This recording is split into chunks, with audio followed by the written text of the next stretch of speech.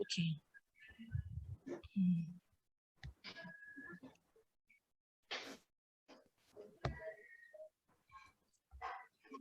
I hope everyone can see my screen. It's a picture dance worker with my face with makeup and all that. Yes, I can. Okay, yes, okay, good. So this, like I said, this is the Dance Worker Summit. And let's start first. I'll introduce myself. My name is Edima Mara. I'm the creative director of Danceville. And Danceville is a dance team production company. We create activities for stage, screen, um, arenas. Our job is just to make sure there's dance activity, but because we have a facility, we also run a studio where we also teach dances.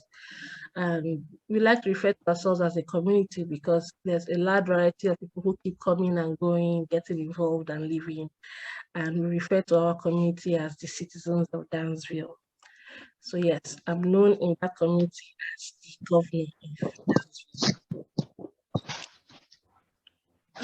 So I'm also the chairperson of Amethyst Dance Foundation, which was set up 4 years ago to provide training, access to training and travel for dance practitioners, mostly in Nigeria.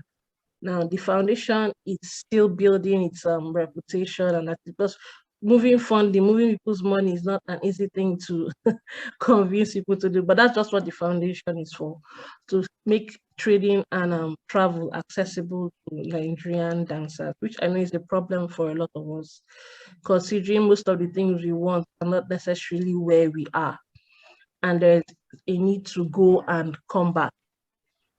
And I am the festival director for Dance Aganda Festival, which holds in December, second week of December every year. And it's really about providing platforms for dance to be showcased and exchanged internationally. I'm a writer, a choreographer, a producer, creative director, consultant, and I'm about to add the title coach to the things I do. I actually have a degree in foreign languages, even though I haven't necessarily spoken any of those languages in a while. Yes, the background in foreign languages has also fed the things I do concerning dance. And I would really appreciate it if this is as interactive as possible. So at different times, I would stop sharing screen to check comments and I would ask questions and also like answers. Like for those of us who are watching as a group, I hope there's someone who can type multiple answers, or especially if somebody's not talking. But if somebody's talking, I also really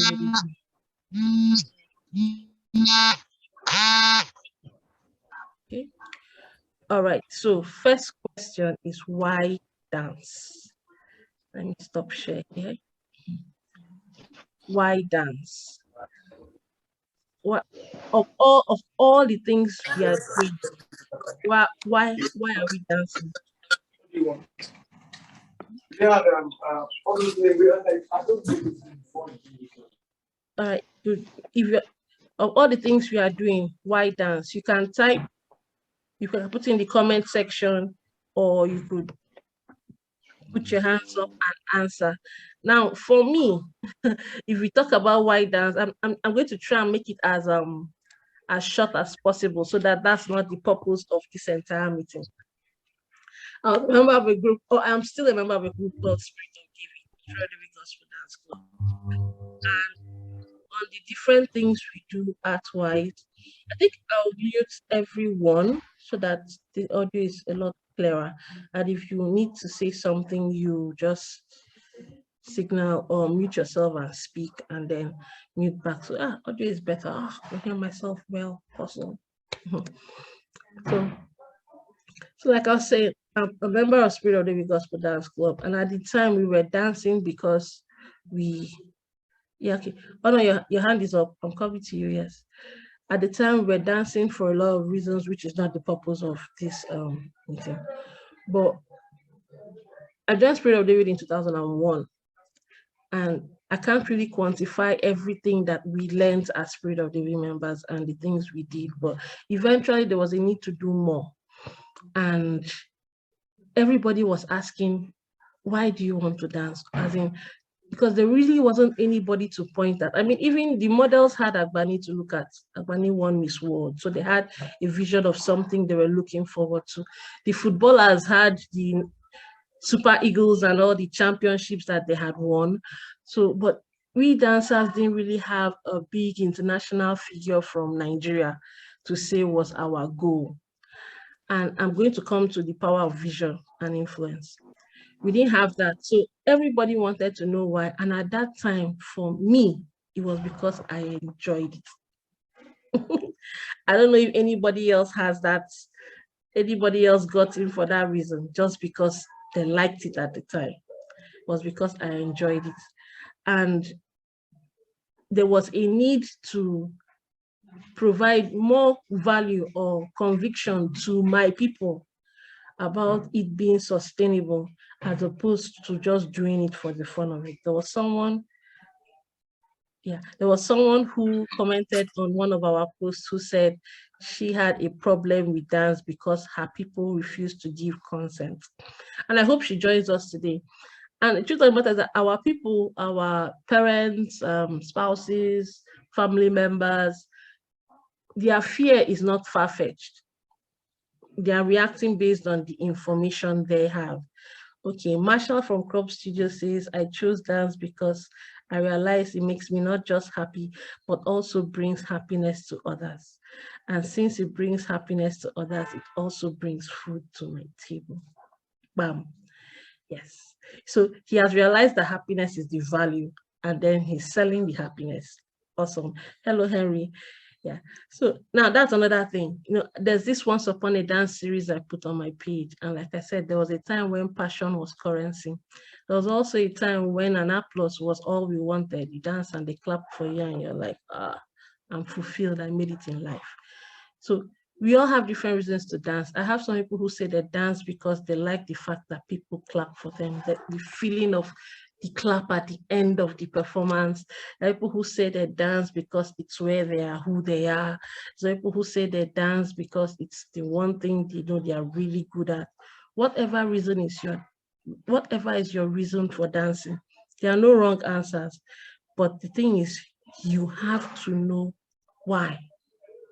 Because if you don't have this why answer, I dance because it gives joy to people. I believe I can influence people through dance. That's from Henry. Awesome. Now, even if you don't want to share your why with us here publicly, I had asked everybody to come with something to write with. I recommend you write somewhere why. This dance I have chosen to do. Why am I doing it? Because I want to believe all of us are here because we have chosen to dance, or we are planning on choosing dance. There's nothing wrong with saying I want to dance because I want to make money. Whatever your reason is, there are no wrong answers. But you have to have a clear reason, a clear picture. It's the only way the things we are going to discuss moving forward will make sense. You can still keep putting your whys in the comment section. I'll be revisiting it. Now I'm going to share my screen again, and we continue from where we stopped on the slideshow. All right, now, for those of us who have chosen to make money or any living from dance, I always like to start with this demonstration. Now, we keep hearing people say things, okay, the dance industry, the growth in the dance industry, help in the dance industry, opportunities in the dance industry. Now, the definition of an industry is that industry is a group of companies that are related based on their primary business activities. So one company does not make an industry. One individual does not make an industry. An industry is made up of a group of companies, and a group of companies doing the same thing just creates a list of competitions. So they are doing different things that are related to one primary activity. Now, to successfully have a dance industry, in any community is that there's a chain of activities going on related to dance as the primary business activity. Amen. Hope everybody's with me. Yeah. Now, where there are companies, or for this industry to function, there are different aspects of a working industry. Now, a lot of us keep pursuing jobs, and I put there, a job is a paid position of regular employment. Ironically, I think I can say boldly, 50% of people within dance don't necessarily have dance jobs. They just book activity randomly, because a job, like you said, Dennis' definition, is regular employment, somewhere you are something or somewhere you are engaged in regularly. It's not a one-time, one-off activity, a one-time, one-place activity. No, regular employment, something that pays consistently, either monthly, weekly, hourly. But to say that you have a dance job means that you are being engaged over time. Now, most of the people I've dealt with dance-wise who claim they are dancers don't necessarily have dance jobs. They have jobs in other things, but they just do work within dance. Yeah, this racket, any racket, any activity, they just make themselves available for the period that that activity is available, and then they go back to their job. And then even those with the jobs do not have a long-term plan for the dance activity they are doing, and which is where career comes in. Because if you follow the definition of career, a career is an occupation taken for a significant period of a person's life with space for growth or progress. So within a career, you cannot just be a cleaner in the same place at the same level. If you're a cleaner, if you're running a cleaner career, that's the difference between a cleaner job and a cleaner career. There has to be either a vision of growth or a visible perception of growth. It has to show that you move from one level to another. So people within the bank and the finance industries, you have how they start off as tellers, and then they now move on to maybe what do you call it, managers at certain levels, branch managers, move on to regional managers, because so there has to, for a career to matter or to even exist, there has to be possible pattern of growth upwards. And which is also another thing, I won't say we are lacking, it's just that we are not considering properly. So you have people who, let's use those who do the campaigns, who dance on the road. And a lot of people talk down that aspect of dance. You hear people saying, I'm not among those who dance on the road. And people talk it down because the people who do that do just that for a long period of time. And then after doing that, when they leave it to become something else. So you only have entry dancers at that level. But there's nothing wrong in sustaining that and changing the way it is done as you grow over time. You build a profile, build a visual progress, should I say brand or persona from one level. You know that, okay, yes, 2 years ago I was doing it this way, but now this is not where I am. I'm a different person. I'm doing it differently now.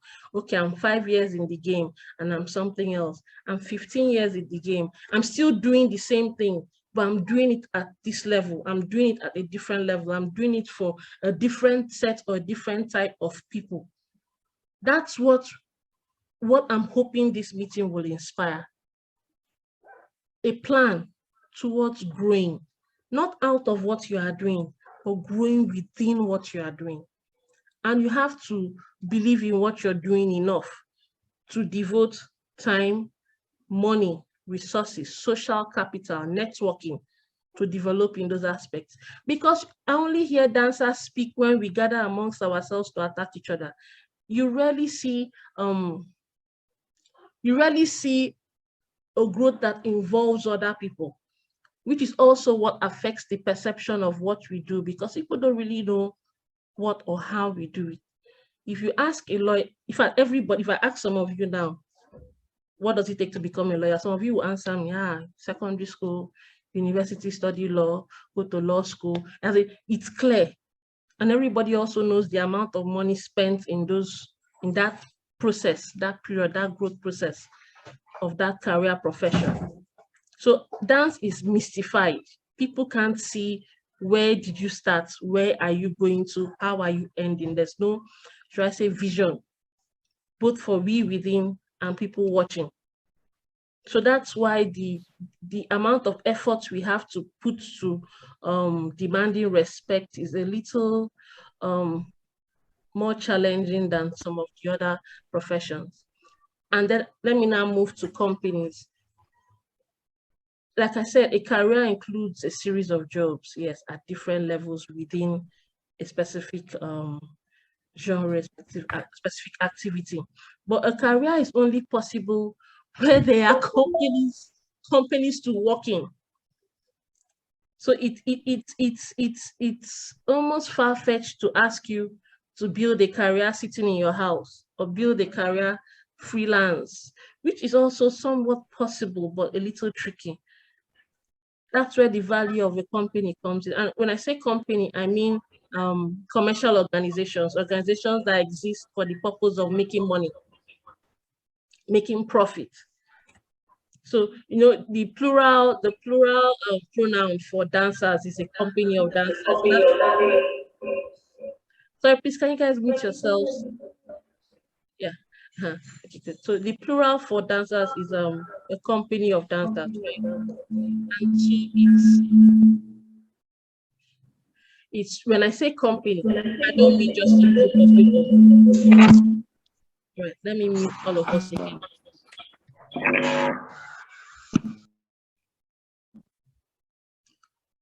Yeah, some of us have some very senior versions of this Zoom.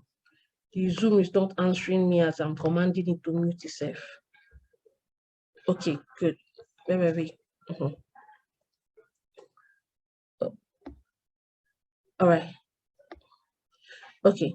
So when I say company here, I don't mean a dance group or a dance crew, even though, yes, in what we do, it's also considered some level of organization. But company, I mean organizations that gather for the purpose of, or that is created for commercial purposes. I'm going to, as we move on, we'll highlight different categories of companies as referred to here. Now, a company has no value to if there is no market.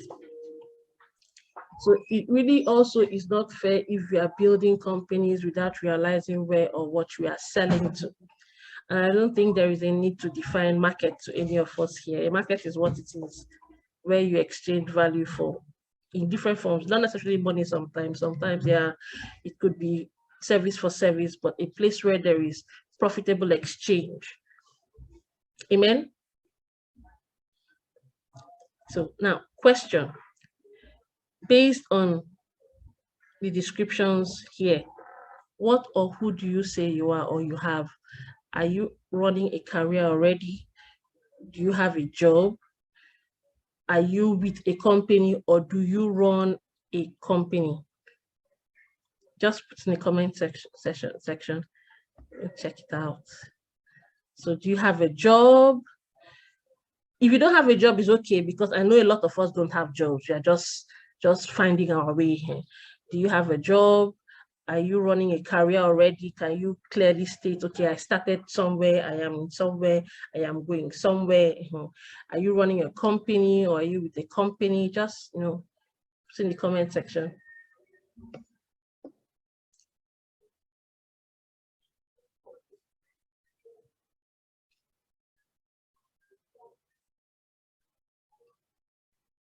Okay. So I'll come to the comments later. Like I said, I promise you guys will be done in 90 minutes. Yes. Okay, true good. I'm running a company and also building a career for myself. Awesome.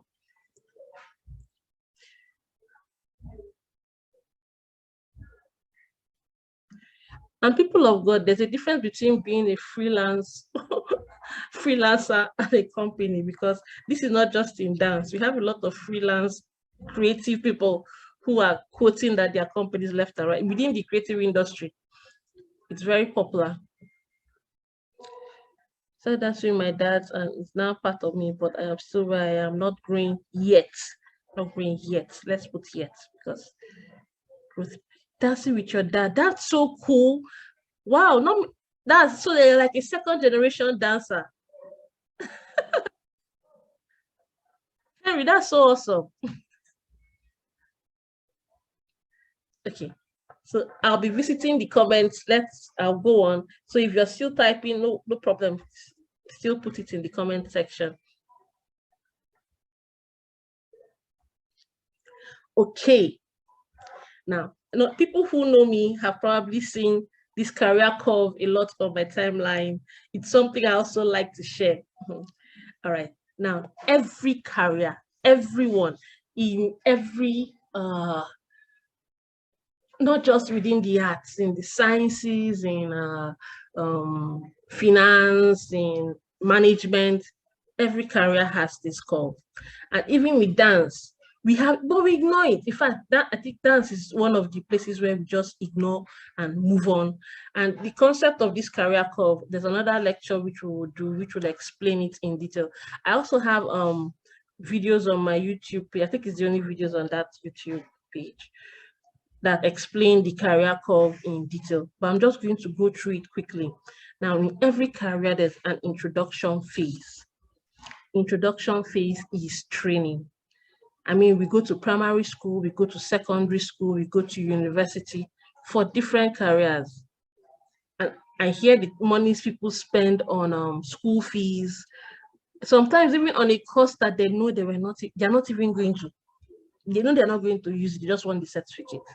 Yeah, the certificates have proven some level of value in Nigeria. Yes, so I know that's why people spend all that money, but it's funny, people spend money on courses that they know they will not eventually use.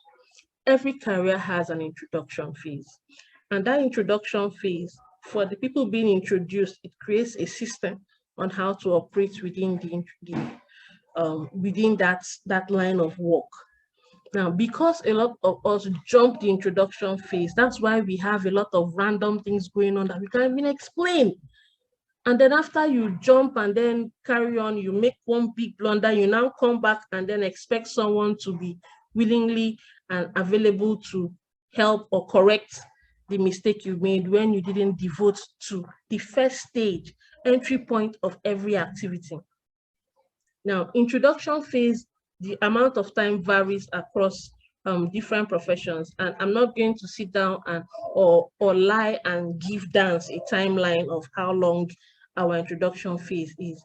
As an industry, we haven't perfected or created a system where we can say this is the amount of years. But I know according to different companies, some organizations say 2 years, 3 years. Some organizations just keep you in introduction till they can see that you're ready to move to the next stage. Some people just self-acclaim after 2 weeks that they are ready to move on. But the point of introduction is the place of training. With dance, it's not just necessarily a school. Sometimes in dance, people learn by doing. So it's by association, it's by affiliation. Some people train by being part of, and there are very many systems. Some systems that are, you join the group and you learn while you're with them. Or some people, you pay school fees up front and you train, but that introduction generally is training. You cannot, it's not wise and it's not fair that a lot of people jump that level and claim boss without going through that stage.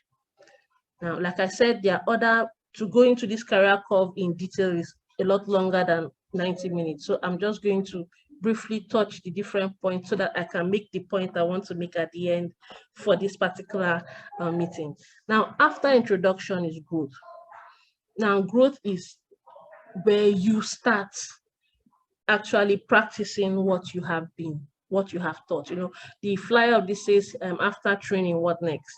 We have a lot of people who after training start up their own companies. It may work. I made that mistake too. I learned the hard way. Most of the things I know is through trial and error. And I keep saying there was a company around me, around here in New York, that I could have worked for to learn hands-on. Before I started my own, I would have, but there weren't many around here. In fact, there wasn't any. around here when I started. So the next day, and most of the time, the best place to gather experience within dance is where you trained. Most of the time, because a lot of people just, okay, I finished training, I paid them, I moved on, and then they move.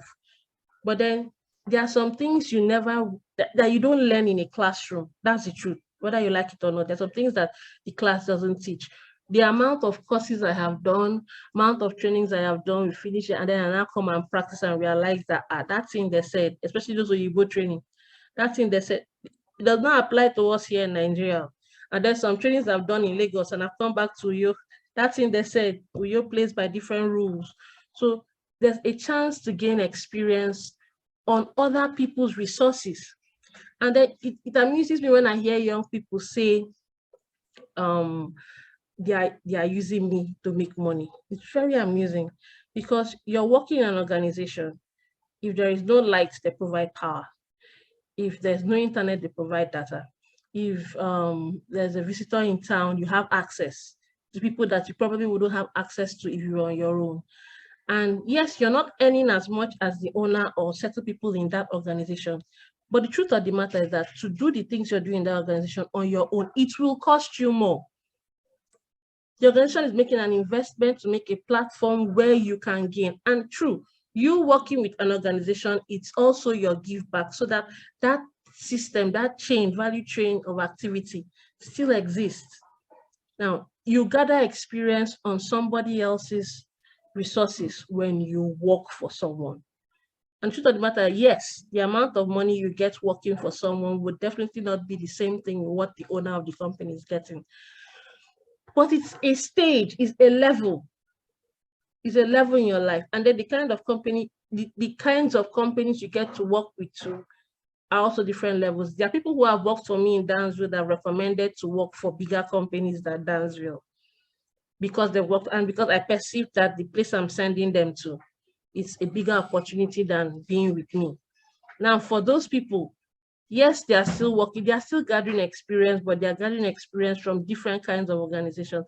It amuses me when somebody has a disagreement with their boss, and then next thing they've printed flyer. And I'm just looking and I'm laughing.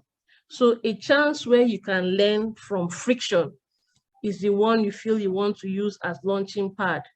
So it has happened many times. That initial launch, because people want something cheaper than what your boss was offering, they will patronize you, maybe for like the first 1 year. And the people who followed you will see how you started. And then when they have friction with you, them too will launch, which is the basis for most of the dance organizations in Nigeria. So we have companies that are opening for the wrong reasons and are not devoting enough for others to grow. But we move. The point of experience is where you learn the workings of the picture you have in mind future. Okay, so you want to produce movies, you work with people who produce movies so that you understand how that works, so that when it's time for you to do your own, you understand those basic things that are not taught in school. So that's the growth. And the growth span is usually the longest span in every career. And then you get to maturity. Maturity is the place where you have a name, where you've created a niche for yourself that is recognized, something you can sell as you, something you can sell as you. Now, some people's maturity can be within the part of someone else's. You have to meet someone else. So some people's maturity can be part of somebody else's organization. That's the truth. Because like I said, some of these things you can grow either as your own or on your own, or you can grow as part of something. There are different roles and different places, different ways people can get involved. But at maturity is when you've reached the peak where you're gaining, you're getting back for all you have put in training and growth. Now, after maturity, especially in dance, you cannot run away from the decline. And it's because of the fear of decline that most people in maturity do not train other people, because they feel that if there is nobody to replace them, they would always be valued. And which is the irony of it all, because you can't squeeze water out of stone. Because no matter how awesome you are at 25, at 30, your dancing will change. Amen. Those who know. At 40, your movement quality will change, even though you may be using experience to make it work. But it doesn't take away the fact that the things you can do, you won't be able to do it the way you were doing it when you were younger. Now, decline is not always a bad thing. And people who plan their activities right, who plan these careers right, at the point of decline, they have enough to give back. Because if you check, at the point you decline, you check this curve, the decline never goes down as low as introduction. You can never go back down to where you started. It just dips a little. And if at the point you're declining, that is when somebody else's introduction starts, it means that other people will start at a higher level for introduction than at the level you started. So meaning their own growth and maturity, yes, most definitely will surpass yours. And there is a need for that to happen if we want the industry as a whole to grow. We can't always keep starting at the beginning. There has to be a chain where people join and then keep carrying forward. And as long as, like I'm going to share in the next slide, as long as there are people coming in, people growing, people giving back, everybody will be gaining in different ways at different points. Amen. Hope everybody's still with me. So now self-check. This is not necessarily you don't have to answer it in the comment section. This is for you. What level are you concerning this curve? Are you at introduction? Are you at growth? Are you at your mature stage, or have you started declining? Also, did you skip introduction and did you imagine you're already at maturity? You need to go back. This, like I said, this is not something to tell us. This is you talking to yourself. Look yourself in the mirror. You can write the questions down and ask yourself and figure out in, so you get these answers yourself. What level are you? Then also ask yourself, how long did you spend on average in these levels? That's if you have crossed these levels. Now, this how long did you spend is also time. Then also include how much did you spend on these levels? Then how far are you willing to go? Now, what would you leave behind when you're no longer in circulation? What will you be leaving for people? As in, what will you be leaving and at what point will you be leaving behind? Now, the question I want you to answer in the comment section is, are there opportunities or platforms or organizations where you are based for one to pass through all these 4 stages? Are there opportunities, organizations for you to actually get introduced, grow, mature, decline? So you can answer this last question in the comment section. Let me check, let me see. Okay, comments. Johnny, God's gifts. I am under training at Chrome Studios. I have a dance job. I'm also trying to create a niche for my industry. Okay, Henry says he has no platform. He's alone. Yeah, it's good. Henry, which city are you based?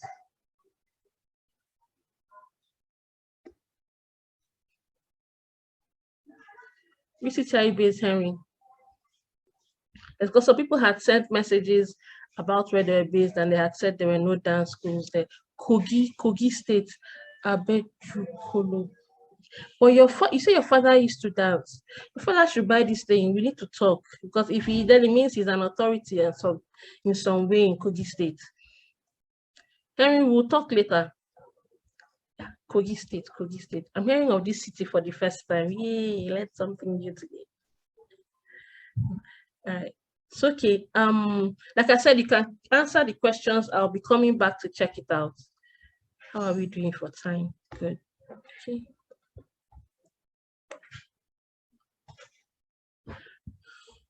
Okay. Essential dance organizations needed in communities. Amen. Most of the time we keep talking about dance careers And I said that this time I wasn't going to mention careers available. You can get my book if you want to see the list that at least you set up. But now companies that are needed. Companies that are needed. Now, if you're not at the level of where you want to start a company of your own, there's nothing wrong with writing or setting down and then planning ahead. And now if you're at a place where you feel you need to start up something, I hope this inspires you accordingly. So yes, first of all, dance studios and schools, praise the Lord. Now, this is like the most popular. And that's because, to me, the dance studios are the gateway to the dance community, because it's where people get involved first, and it's also where the community accesses dancers most easiest. And dance studios and dance schools are not necessarily the same thing, but for the sake of this, we'll just lump them together, because the studios provide other services apart from just coaching.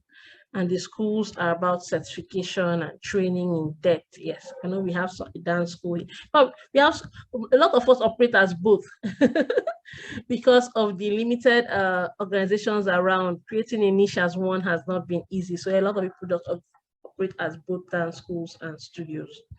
Now, the dance studios are needed. I keep saying the more studios there are in a community, the more dance will grow in that community. And people in Iyo did not believe me, because at a point they thought I was in competition with most of them. And I don't think dance has reached a point where we should be competing. What are we, what, where, how, who? What are we fighting for? What is there to fight for? But the more studios there are means there's more information going out concerning dance activities. And if there's more information going out about dance activities, people will be hearing about dance activity. And if people hear something enough, they will believe it. So it wouldn't now be about, are you dancing? It will now be, where are you dancing? I feel the more dance studios there are, the more options or more growth for dance within that community. Then secondly, dance agencies. I tried to make dance with an agency some years ago, and I realized it's not for everybody. Now, most like with the actors, even with sports, most performing arts activity or jobs in societies with proper systems have people who are responsible for scouting talent and scouting jobs. And with people who do that, it's easy for the artists to focus on their art, and then somebody else be responsible for pursuing and getting those jobs. And I've come to realize that the people who have jobs treat a middleman differently from when they are talking to the artist directly. When they're talking to the artist directly, they feel there is some level of desperation. So they beat down, they call ridiculous figures. But when they're talking to someone who knows that they don't have to climb stage, the way they react is different from when they are dealing with the artist directly. I keep saying the money people negotiate with me is different from the figures they negotiate when they talk to my dancers directly. Because there's some figures they don't even have the mind to. If by the time they enter the studio, you hear them stammering. And when they stammer, I know that yes, this person had come here thinking he or she will have the mind to mention 5K. So as they enter, they are not sure how the amount is heavy. They don't know how to say what they truly came there to say. But most of the time when there's a middleman, the reactions and negotiations are somewhat different. And they take the art more seriously, because the person who is paying has realized they are paying more than one person or more than one organization. So the the personality or the quality of people who can or should organize or set up agencies is not for today. Like I said, we'll discuss that in detail some other time. But there's an option of dance agency, and the agencies can focus on their branding and the delivery of linking dancers or dance jobs to the people who need them. Then production companies. Now, if there are no production, as I learned the hard way, without production companies, there will be no dance jobs, because the production companies are the ones that create these jobs. In fact, if I had access to the right, if you are working on access to the right people, there should be grants and funding Funding should go to the producers. When I say this, some dancers bend face, but truth of the matter is that money in a producer's hand remains in the industry. Money in the artist's hand leaves the industry. So if they give a producer ₦1 million, producer will pay dancers, pay photographer, pay for the dance activity. But if they give that ₦1 million to a dancer will rent house, buy clothes, buy shoe. So for an industry to grow, money should go into the hands of the producers. And producers, production companies is production of activities, which is like the shows, the competitions, the reality events, and production of products, which comes to like say costumes, floors, shoes, dance themed products. We need people producing those things. Yeah. And the people producing are the ones who are creating to sell, even though yes, the dancers are the medium in which they use to make these productions. That's for those creating activity. Now, another dance team company needed essentially are the media companies and the media people, which has to do with publicity, content creation and all that. Now, media working with production companies helps with putting word out. Media working with dance studios helps with putting word out. Media working with dance agencies still helps with putting word out. So all these people get to work together. All these people get to work together to create a sustainable, should I say, ecosystem that can build a proper value chain for dance or people with dance training or dance themed activity as a professional base. Now, when I say media, print, online, screen, photography, cinematography, different forms of tech that are involved in developing and producing media activities, people with TV shows, online channels, people who just create information or disseminate information dance-wise or dancing, for lack of a better term, right? Then, last and not least is should I say the specialized sections? We need people in legal, people in health, people who know how to organize funds. Because true, if you work or deal with people in other sectors, you realize why their sectors seem to look like they are working seamlessly, and that's because there are many players involved. It's not one person or one kind of person responsible for a lot of things. So we need more people. And I'm saying specialized sections because you can't just go for a ballet class and wake up and be a lawyer. The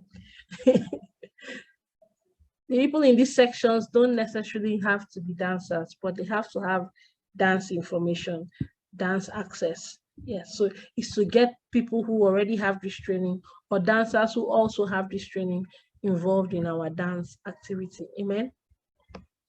Like I said, this is just description, basic, but under these 5 categories, this is like 25 kinds of companies already, if we break them down in detail. So, okay, so back to our comments. Chrome Studio says, yes, there's places for this training. Yeah, okay, Kogi State, Ajakuta. Okay, I meant places for the different levels of the career curve I mentioned for training, places where one can gather experience, places where one can mature as a dancer, and places where one can retire. But yeah, I think Abuja has all of that. I think Abuja has all of that. All right, so we move. Don't worry, we're almost done. Soon be done. Now, next. Okay. Now, I had to update this yesterday. I had another list. There are some names that have moved up and some names that have moved down and some figures that have increased. You know, I said earlier on that the problem we have is that there is no vision of what we are looking forward to.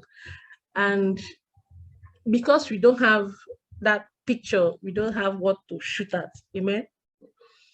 Now, these are currently some of the richest dancers alive.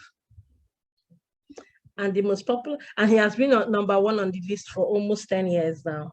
Michael Flatley. Michael Flatley is an Irish tap dancer. He's the one they refer to as Lord of the Dance. His dancing is their Irish folk dance, so it's not like his hip hop, he's dancing or ballet.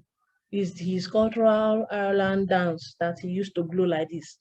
And he's currently worth 288 million naira, $288 million. Now, when you put dollars like that, some of us, our mind is fast. So I decided to find the current naira equivalent of that figure. And that is 119 billion 555,440,000 naira. One person. If he die, family will fight. That's one person. Dancer. Now, if assignment people go and Google search Michael Flatley's life, you see how his dancing moved from different levels, different stages, how he built his brand.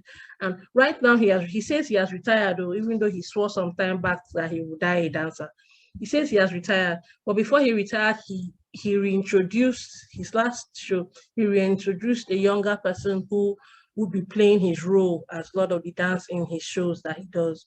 So the younger guy is not as popular yet. I don't even know his name, but I remember he introduced somebody. In fact, at Trump's inauguration, it was the younger guy that danced. He introduced the dancers, and the younger guy danced with the rest of the dancers. But this is a dancer. He's dancing. And someone should not come and say, no, that is America. They don't have two heads there. And if you read his story will be very familiar. Some of the things a lot of us have passed through here, he passed through there, broke through, stubbornly collaborated with some people, made a name, sold the name, built the name. They tour countrywide. Sorry, worldwide. They have worldwide tours. So the states where they are performing next year, they've released the list of the places and already started selling the tickets this year. So by the time they start moving, they finish selling everything. That's Michael Flatley, 100 and something billion plus. Praise the Lord. We'll get there. Now, I included his age so that people will see. For those of you who are, because it pisses my soul off when you see a 25-year-old somebody there who is annoyed that somebody who is 30 made some money, and the person starts getting angry. They are using us. Like as you get older, you should not have any value again. They should leave our politics on those ones. Those men, they've not tried. Yeah, leave those ones. But I'm saying that your value with dance does not end at 40. It does not end at 50, even though your body is not dancing at the level it used to. His current value at 288 million is his value as at this year, not his value as at 10 years ago. And this guy retired 8 years ago. Yeah, Trump's inauguration. Yeah, that was like approximately 8 years ago.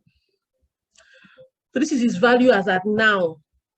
So even though he's not actively performing, he still has a lot of value within the dance ecosystem, and he's still using it, and he's still earning from it. And that he has this much, people working with him are also earning something at different levels. But this is him, this is his own worth. Now, number 2 is Mikhail Brash something. He's from Russia. My Nigerian name, he will not call it. So let's just pause there. He's a ballet dancer at $45 million. And I'm going to put that in naira as well. That's 18 billion 600 and something plus million. It's over 18 billion naira. Dancer is, and for those of us who are dancing ballet everywhere, this is your person. He's a ballet. Currently, he's a director and choreographer. He no longer performs. Obviously, he's 74 years old. And he does a few movies now too. Yes. Then for those of us who do hip hop, there's Jabberwockies. And I'm sure we know Jabberwockies. Okay, some of us do know Jabberwockies. They won America's Best Dance Crew sometime in 2003, 2004. And this group has existed for 19 years.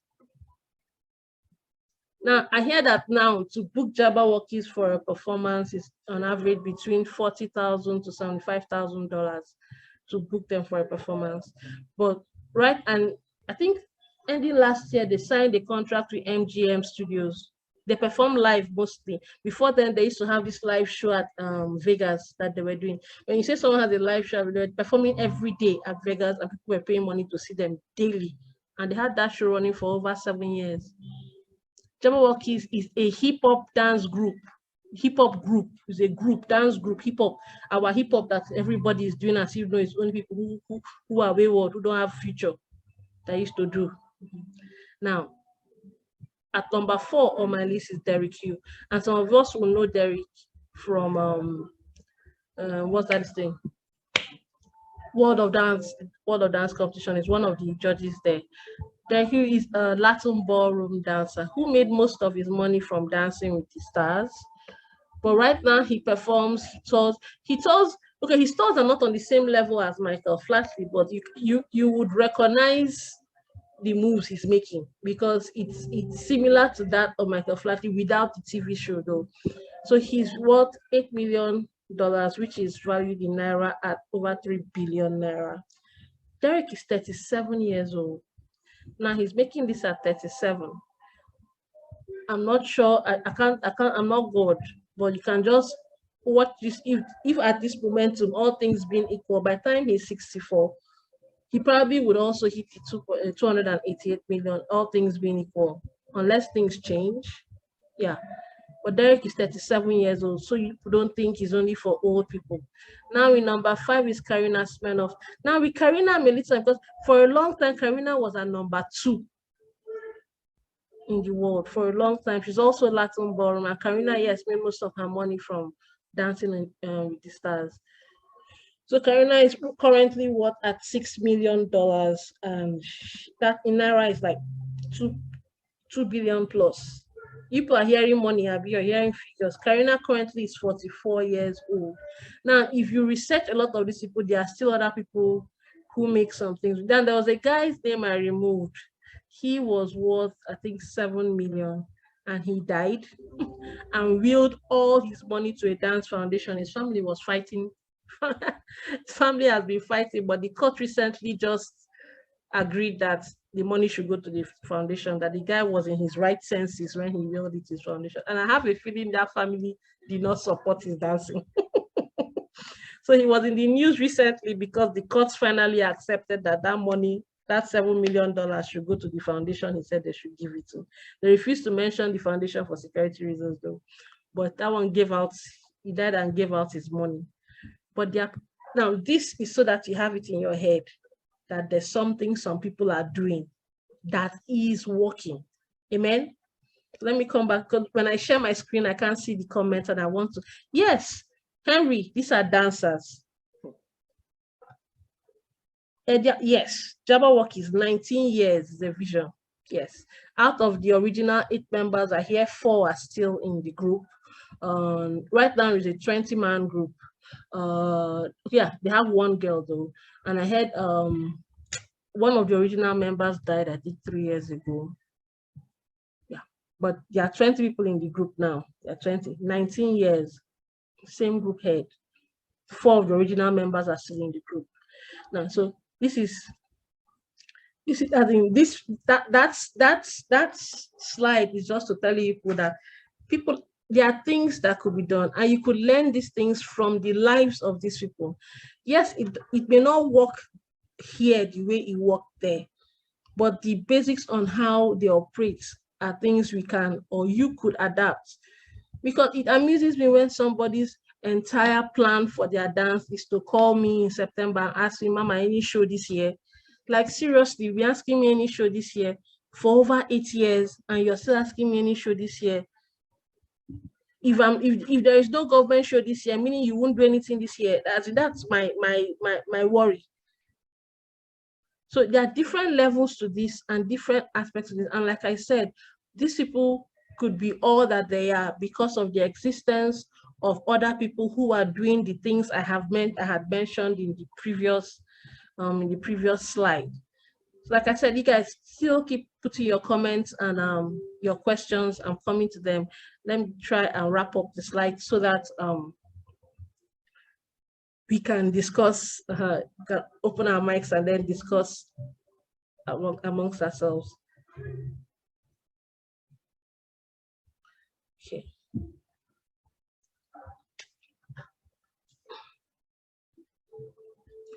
Okay. All right. So, yes, like I said, if you want to discuss everything I had mentioned in previous slides in details, we will take a lot more than 90 minutes. But then I do have books. Mm, some of them are free and some of them are paid on seller.com. The link is there and you could ask me for a link. Yes. Can you guys mute for now? Good. So that introduction to dance also has a list of dance careers. Like I mentioned that this time I wasn't going to talk about careers available for dancers because everybody we've been talking about that like forever. Yes. So introduction to dance is available e-copy now. Then dance jargon is also there. These are mostly basic and beginner books for people who either are starting or want to give themselves a clear format on how they want to present themselves in their dancing. And also in July, I'll be launching a second book, which is the Dance Studio Owner's Guide, which is it's more for people who are running dance studio or who want to run dance studios in Nigeria. And I'll be launching my first online course. Like I said, I want to add coach to my profile. Praise the Lord.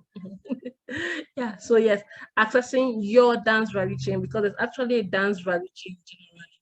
When I say your is as it concerns you, it's for 15 people because as much as yes, we'll be working in groups, there'll be one-on-one sessions for 3 weeks. And I don't want to assume that I want to be sure that the people who are in that group get value for what they have paid for. And yes, hope the idea is to inspire them to get involved at different levels concerning the things I had mentioned at the beginning of this project. So it's open to people who have not necessarily a clear picture, but an idea of what they want to do with dance, not necessarily with their dancing, but with dance. You have an idea. Now, this is supposed to open up the idea through discussions, courses, and information, and access to individuals that can help and lift in that idea and draw a path from where you are now to where you want to go. Now, that course, like I said, is 3 weeks and it's 35,000 naira. But if you sign up before the 1st of July, you could sign up for 20,000 naira. So like I said, it's just 15 slots available and it will be starting in July 11th. Now, things we are working on already. I don't know if you've heard, Danceville International Dance Conference, our 5th edition is coming up in August. Amen. Yes, for those of you who keep saying how to travel to you is a problem, this time is going to be online. And we are working on Nigerian dance documentation. Now, I had mentioned value chain in the previous slide, and that's what we want to do. We want to try and document our dances in a way that it creates and provides for us sources and a line of sources of income. Now, I was at a radio program some days ago, and they were asking me how is that possible? And I was trying to explain to them that I'm in Oyo, in Akwa Ibom State, in Nigeria, in West Africa, and I'm selling ballet shoes. Now, I don't have to dance the ballet dance to make money from ballet. There are different parts of the ballet that I can link onto and make money from. The people who are making the ballet shoes are different from people who are selling the shoes. And the people who are making and selling are different from those who are dancing. Now, those who are dancing are different from those who are making the tutus, who are also different from those who are coaching. That's a value chain around ballet because of the amount of information available, not necessarily about ballet dancers, but available about ballet. Now, that's what we are doing or discussing in the conference this year, to create platforms where Nigerian dances can be disseminated, create research options, record, and circulate in a way that people can identify options in these dances which they will key in, invest in, and make money from. Yes. Now, I'm from Akwa Ibom State, so I will be planning to work on what we learn at that conference on an Akwa Ibom dance. So we are hoping that people from other parts of the country would also get involved and come for the conference with other dances in mind that they want to work with. Now, if there are 34 Nigerian dances represented at this conference, there is a chance that at least 5 can hit mainstream in 5 years. All right, so the conference is on the 4th and 5th of August, and the registration portal is open. If you visit our website, or I'll actually post the link here in the comment section on how you could register, or you could just go to dancevilleng.com and register. For individuals, it's 3,000 naira, but you can register as an organization, meaning if you register as an organization, like Chrome Studios is here for today's workshop as Chrome. So she has a venue, she has the, what do you call it, the equipment to project to a number of people. So an organization can register, or you can register as an individual and then just key in from your phone. All right. So that's in the works for August. And yes, like I mentioned at the beginning, the Dansaganda Festival is coming up again in December. And more information will be shared as we go on concerning the festival. If you have questions, be putting in the comment section. We're coming to where we start talking to ourselves. Yes.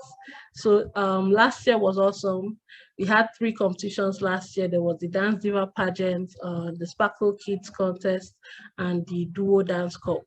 So we are hoping that more people, people from Port Harcourt came last year. We're hoping that more people from other cities join us in Rio in December. So I hope you are following us on our different channels. I am Eddie Maimara everywhere. I think I'm the only one with that name for now. So on TikTok, Facebook, YouTube, and Instagram, I am Eddie Maimara. And Danceville is Danceville NG everywhere. So from this account, you would get access to the other accounts of all the other activities we are doing. So yeah, actually wanted to do that in 1 hour and I made it in time. Yes. Okay. All right. I think Maima and Imik were at a meeting we had 2 years ago with I've forgotten his name. We had a speaker who taught us about merchandising our dance as a way forward. Yes. And for those of us who are joining the e-course, we'll talk about that in detail. We have other instructors who will be joining me on that 3 weeks. So we'll discuss merchandising and product branding. But like I said, the idea is to develop value chains for 15 people who will just go back into the country and manifest on a different level. Yes, the course is online. The conference is online, but the festival is not online. The festival is in person. Festival, you should come to you will just watch if you want to watch from far, but to participate in the festival in December, you have to come to you. But the course, the value chain course, is online, and the dance conference is online. So any questions? Floor is open. I told us to all arm ourselves with questions. I hope this wasn't a waste of your time.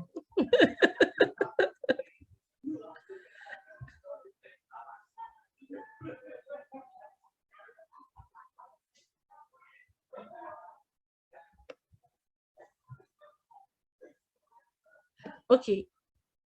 Anybody want to say anything? True Gold, you put on your, not a waste at all. Thank you. Thank you. Okay, good. I hope you also learned enough to make it. These guys needed us. Okay. Thank you very much. I enjoyed every part of it. It's good for people to understand, including myself. In fact, I need that slide. Getting to know what the industry contains. It's really, I love that. I was like, how am I going to? I started writing, then you went to the next slide. I said, no, I'll ask you of it. Okay. Yeah, I'll make the slide available for free, but the video after today will be for sale. Okay. Then for the that I think I will do privately the Nigerian documentation the conference, the online conference, to get, you know, a studio to be part of it. Okay. You know, instead of getting, you know, personal. Okay, yes. Okay. It's on the website. You can register as a studio at 10K. But Studio. Okay. yes, you can register as a studio at 10K. Then you can register as an individual as 3,000. Then if you just want your village to partake, you want to put a space in your village, you know, to also key in, you understand, that's 120,000 naira. It's all right. Thank you very much. I have Okay. to get back to work. Okay, all right. So Henry has put, how can I choose a particular type of dance style that I will be good at? First of all, Henry, what dance style do you like? And that's where the place of training is. I personally do not believe anybody was just born. I don't believe the best people at stuff were born to be that. I believe they are there out of training, discipline, and devotion to what they have chosen. Now, if you choose Afro dance, you like Afro, have you tried to learn it? And it's one thing to sit down and dance on TikTok. There was this thing we're laughing at yesterday. Kathy put up her birthday challenge on TikTok. And when we saw the challenge in the studio, we were like, wait, oh, TikTok dancers will not be able to dance this thing. But anyhow, let's see, maybe they, and somebody on TikTok did a video and said, no, this is not for TikTok people. Our own dance hasn't passed like this. So it's one thing to just sit down from far and just be mimicking what you see on TV. But if there is somebody near you who does what you do or what you like, I recommend you get connected. You go to the person and ask, what will it take to learn from you? And what they ask you to do, so far as it's not a crime or it's not against humanity, you do it. Some might ask you to pay, some might ask you carry my bag every day, some might ask you come and sweep my studio so that you learn, you do it. Because like I said, training takes different forms. But to be really good at what you do, learn. Apart from learning yourself, learn from someone. What the worst is that you will learn what you should not do. So when you see a red flag, you will know that this is a red flag because you had seen it somewhere where you were learning. But that's what I recommend. And I've come to understand that no dance is superior to the other. No dance is superior to the other. Because 15 years ago, we looked down on Afro. We who were dancing salsa then felt Afro was street. Now, Afro has literally taken over the world. And I just hope we position it well to remain relevant long term.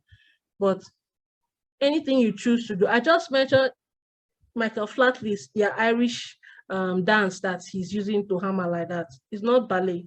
It's not the regular tap dance, which you could have switched to. It's the local dance of Ireland that he's using. So whatever dance you have chosen, learn it properly and you could make it work for yourself. Any other question?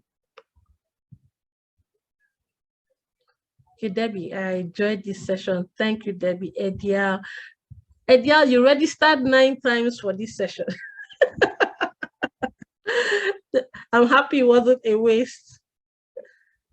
Petru Good had a great time. Marshall Saint, I really did learn a lot of new things here. Thanks, you guys. Thanks so much for the kind words. I thought you, but that's not hard. Eddie Maimara, DM me on Instagram or Facebook and we'll just, I've shown you EDIMAIMARA, Eddie Maimara, on any of the social media. And I'm supposed to be on Twitter, but Twitter is not for the faint-hearted. So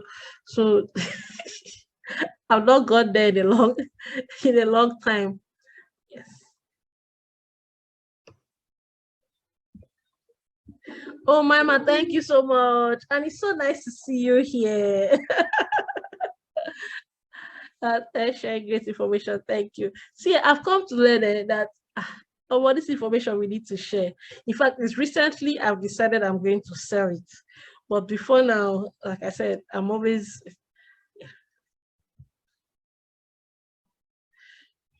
see, Henry, now let me say this now. There aren't very many, most of you here are a lot more mature and a lot more established, which I'm very honored. Yes, most of you. But for the few of you I've seen who seem like you are actually really young dancers, Henry says, I've talked to people, but finding it difficult for them to teach me. So I've decided to learn it online. No, it depends on what you mean by talking. Somebody sent me a message about he wanted to apply to a school to be a dance teacher, and he wanted me to help him write the application. And he sent this message 3 months after I had just held a free seminar on how to document and create your dance portfolio. It was free in the studio, and he didn't live in Uyo, he lived in Eket. Eket is like 700 naira away from Uyo.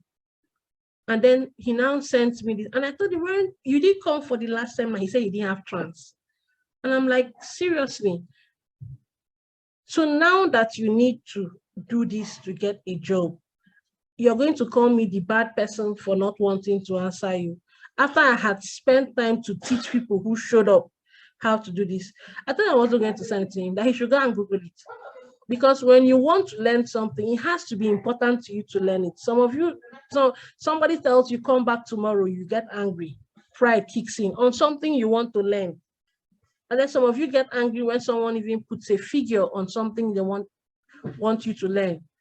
So it's not in finding it difficult is on you. They have a right to not teach you. But if you really want them to teach you, you would humble yourself and ask what it would take for you to learn. And most of the time in this day and age, applause is no longer gold. People want to be paid. And if you pay somebody, it gives you the confidence for you to ask someone to pay you when your own time comes. We have this system in our studio we call the sugar system. Documentation or portfolio building. Yes, like I said, I usually used to do these classes in the studio before, but now I'm going to be doing a lot more of them online so that more people outside Uyo can get access. Yes, I can work on something on that, even though it's one of the things we'll be talking about in the value chain classes course that we'll be doing. Yes. So if you want to learn something, you should be willing to do what it takes to learn it. And true, when you put what is required of you to learn what you want to learn, the confidence in execution when you now want to execute will show. And that confidence will increase your own value. That confidence will increase your own value. Because when they say freely I have received, freely shall I give, there's that careless treatment people give experience that they learned freely or that they got freely, and which is what is bad for us. And true, to sustain what we do, I still recommend that there should be a way to get paid for every value you give, including teaching. I hear a lot of young people saying, they are not carried us along. Carry you along how? Why would I look for you to carry you along? You want to be, so you find me. This is, I'm just using me as an example. You should be willing to do what it takes to get what you want, because is one of the many ways that what we do will be sustained. Because if people are not gaining from teaching, they will do other things rather than teach. They will do other things. And like I said before, gaining is not just always money. A marketplace is not just always where they're exchanging cash. There's a program, I think it was by Macron, I first saw it, a work study program, where she has a system where in place of paying for your training, you pay by working in the studio. I adapted it to stuff we do here in Uyo too. But I remember the first time I saw it done within dance in Nigeria was from Crop Studios. There are different ways to get paid for something. There's a radio program that I talk on regularly now, and I pay for it by doing her flyers. So I did flyers for myself the first time I was going on, and she realized, okay, that she now needed flyers. So I just kept doing for her other guests. And now I get to talk on her program when I want. So sometimes payment is not just cash. Yes, Dance Drill is the studio name in New York. Yes, Dance Drill is the studio name in New York. So you should be willing to create value. If you don't have money, create something else to exchange, because see, gone are the days when all you needed to do was be passionate. I spoke with a studio owner friend of mine in Owerri, and he said he no longer coaches people. And I kind of understand. He says the reason is that most of them beg, they don't have the money to learn. So he teaches them with the intention that, okay, when they learn, they can handle certain parts of his studio so that he can expand to other things. And then they finish learning, and all of a sudden they realize they have enough experience to go to Lagos. So his students became a transition. They come, get training, and they leave. Oh yeah, pay. They will call him wicked for calling him. So right now, he says he's not doing any training again. You just teach the women who want to lose weight. Teach children because parents can pay for their classes, and then he does his thing by himself. So it's and that's something that people in that city has lost now, because he has a lot of experience and he has a niche he has created from himself. And to learn that specific niche that he has built and access to the network he has built, it's by going through him. But the dancers in that city don't have that access again, because people who came before them didn't give back. They just kept moving on. So if we are not finding a way to also give, create market situations or scenarios in these exchanges we are doing, it backfires eventually. So I'm saying this because of Henry's question. If there's really somebody you want to learn from, if there's really someone you want to learn from, ask the person what it will take to learn from the person. If it's really beyond you, negotiate, find a level, a win-win situation on how to make it work and make it work. Is there any other question? I know we are all busy people, and then this holiday, some of us had plans for the holiday. So I really didn't want to go beyond 2:30. So is there any other question? So we can, if I can attend to it, and then I asked everybody to, Abi, I've addressed all your questions in the slide already.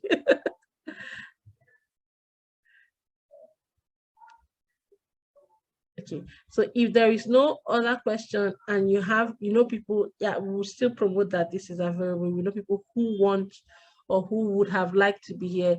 This video will be available on my seller page at 3,000 naira. Yeah, Debbie is laughing. What do you do if your parents don't believe in dance? Amen. I have a write-up about parental consent somewhere.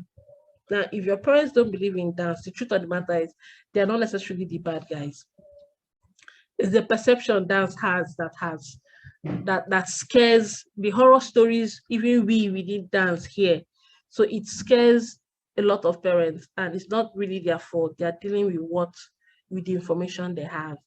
You have to find a way to explain it in the first of all, the dance you present to them has to look responsible and has to look like it has a future.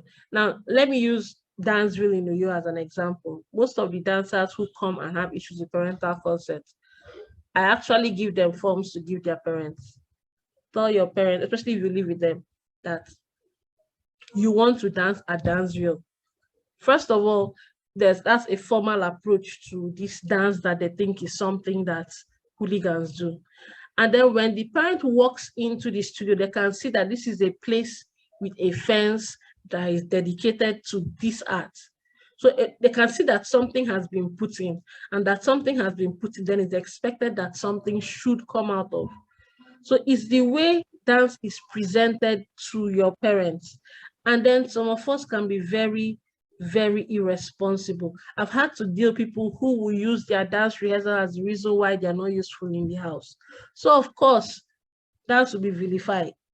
So it's the presentation of the dance you want to do and how you explain what is expected of the dance.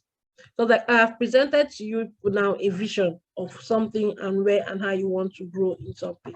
So if you create a vision plan and you find a way to talk, you know your parents, because when you want a new shoe, you know how you present that expensive new shoe in a way that they will buy it. You know your parents. So it's you who will package what you're selling to them. It's you who will package it. It's you who will present it in a way that it makes sense. Because when our parents don't support us, it's because of the things they've heard. You become a dancer, and then that dancer title now makes you do everything they have told you they don't like. It will be a problem, because half of the time the problem is not the dancing, it's what they've heard about the dancers. It's what they've heard about the dancers. And then the rest of us in the dance industry generally have a lot of work to do to help those who lack parental consent. That's we who have been in it for a while. We have to, that's why I do not support rehearsals in a field. I do not support rehearsals behind somebody's shop. That is why I still say a studio is a gateway. So we who create dance activity or create dance setups that we want people to get involved in, we have to present it in a way that it looks safe and it looks responsible. And if more parents are seeing that safe, responsible perception, getting consent will be easier. So it's not something one person would do. It's something that we as a whole. And in case you think it's not your business, if someone's parent, the truth of the matter is that it's the parents who spend the money that people under 18, or even some in Nigeria, that most people under 25 are spending. That's those who, apart from those who have found a way to work on their own. So we have to create a vision and a perception of dance in a way that is respectable enough that the people who are having children now will want their children to affiliate with. So the women who dance in my studio for our dance on class, holidays will pay for their children to come for our holiday classes, because they've seen the safe space is safe. They've seen that we who are handling the classes there are not terrorists. So it's perception. We have to change the way dance is seen and the way the dancers are seen.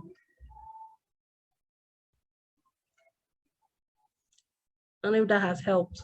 For you to be tricky because you're in Kogi, so you and your family will most likely become pioneers as we are going on. But true, Henry, do try and reach me. We need to talk. Any question? Anything else?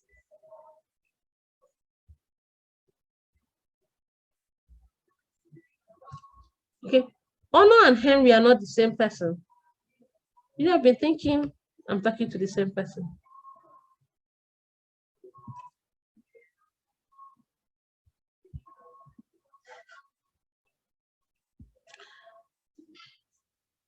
Okay. So would that be all?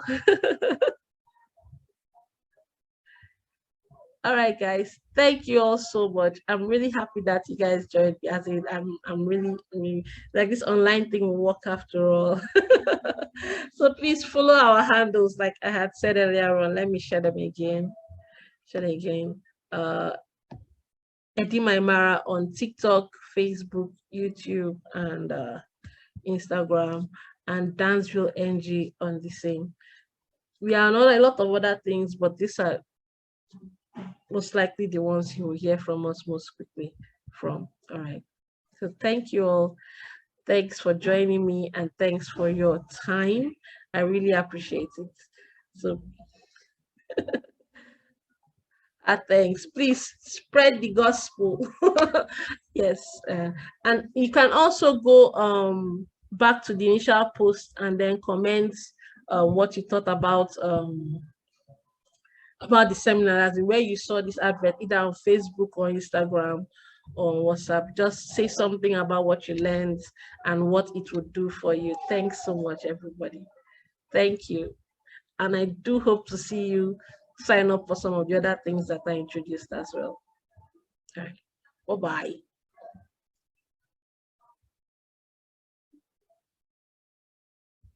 Yes, stop.